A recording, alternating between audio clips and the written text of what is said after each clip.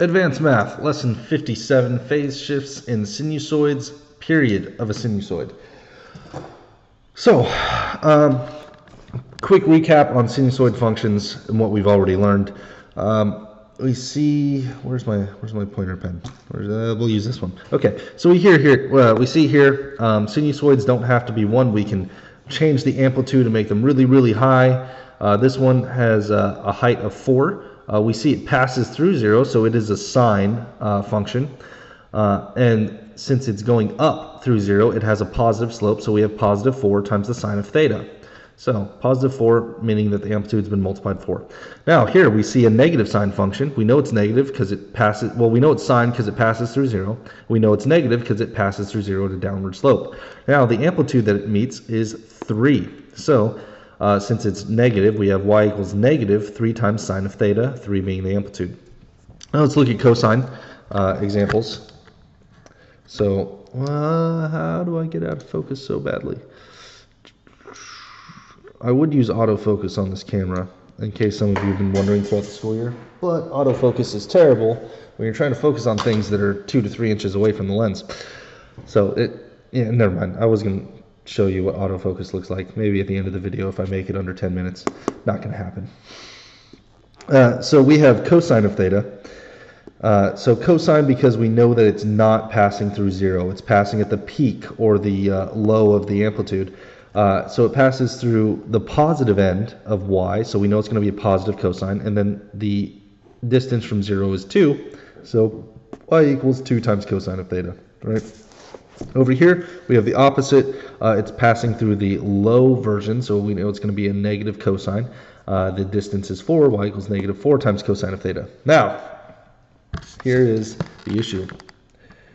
How do we find the equation of this sinusoid? Because we run into this problem, you see. When the sinusoid passes through the y-axis, it's not passing at the peak or the trough, and it's not passing through 0 at the positive or the negative. The 4 points we're familiar with have been shifted. So this is what we call a phase shift. And the first question becomes, well, how do I know if this is a sine or a cosine function? The correct answer is it could be either one.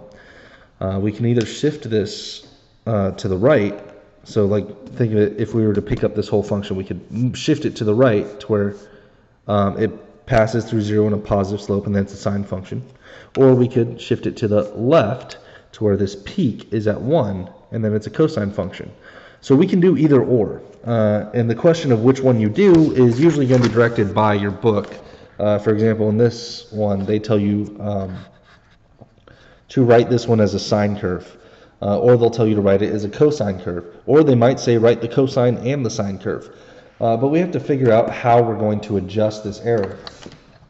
And to do that, I'm first going to need to draw a sinusoid function. This is my sinusoid. Deal with it. All right. So we see that this one is shifted. One bit of pertinent information I forgot to put in here are our degrees. This is 30 degrees, and then they tell us that this is 120, and that makes this one 210, and this one is 300. Okay, and then that would make this one negative 60. Okay, now that we've got my beautiful sinusoid function, we're going to look at how far it's shifted, right? Now, if you remember, if we shift a function on the x-axis, you know, like if we had f of x is x squared, right? Or we'll make this negative x squared. And I wanted to move this 2 spaces to the left, then I'd go to the x-axis and I would do the opposite. And then I would add 2 right next to the x and then square it, right? And that would move this function over here from here, right? Same thing with this phase shift. We're just going to be shifting left and right, so we're going to be making our adjustments directly to theta or x in the equation. Now, before I can start figuring out what the equation is going to be, I got to do the shift first, which is a little bit backwards. So I got to figure out what kind of function I'm going to make this. Now, the problem says that we need to write this as a sine curve. And it's tempting to say, hey, let's just shift it 30 degrees and make it a cosine curve, but they want you to make it a sine curve. Now, if we want it to be a sine curve, that means either this or this has to pass through 0. This is the shorter movement, so I'm going to do this. I want to shift it 60 degrees to the right.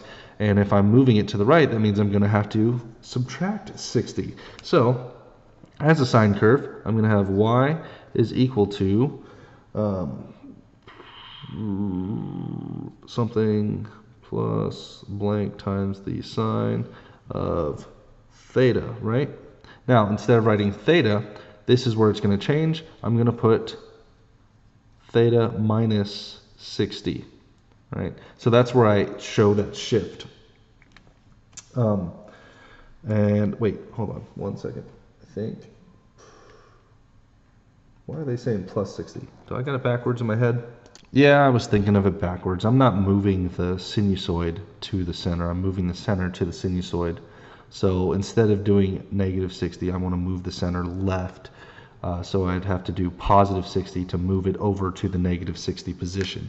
If I move the sinusoid, then I'm changing the function, and it's a different wavelength than the one I'm actually seeing. However, if I move the center line of the function, I'd still have the same wavelength. So my mistake.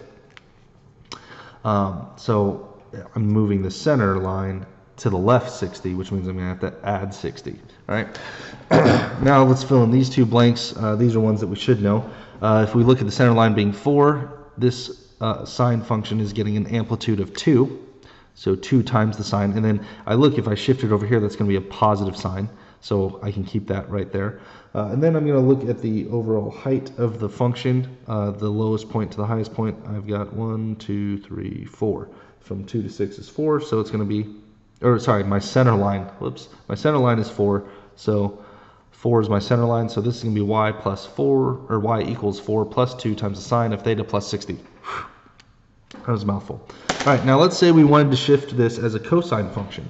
Well, if I want to make a cosine, I can just shift it the center 30 degrees to the right, which means if I did y equals blank plus blank times the cosine, we'll do x this time.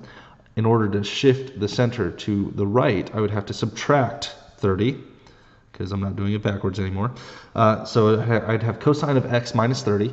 And then again, to figure out the center line is going to be 4, right? And then the amplitude is 2, so 2 times the cosine. And it's a positive cosine because I'm peaking. I'm hitting the peak at the center, not the trough. Excuse me. All right. Next, let's talk about the period of a sinusoid function. The period being the height it takes you to go from one trough to the next trough. I didn't even draw that on here. Hold on. Right? So from trough, or from peak to peak or trough to trough would be the period, or the amount of time it takes the function to go through an entire flow or an entire sequence. Here, the book has better drawings than me. Look at this. That's the period. All right. There it goes. Okay. So from peak to peak is the period of the sinusoid function. Now, how can period change in sinusoids? Well, like I said in the past, your book will often express them in degrees or radians, but sometimes that can get stretched out, right? So the same way that we can stretch our sinusoids vertically, we can also stretch them horizontally to kind of change the way they look. Now, what you may notice, or what you should have noticed by now, as I drop my marker, is that the period or the length of all sinusoids is exactly 2 pi or 360 degrees, which is why we use our unit circle so much, is because it follows the standard wavelength of a sinusoid for sine and cosine. In 360 degrees will get you every single value that they get, and then it's just going to repeat the same values as we keep going around in circles. That's what allows us to use the same reference triangles for other angles. Now, remember how earlier I was talking about stretching them out or collapsing them? If the wavelength of a sinusoid changes, we're going to express that by multiplying the change against the variable of theta or cosine.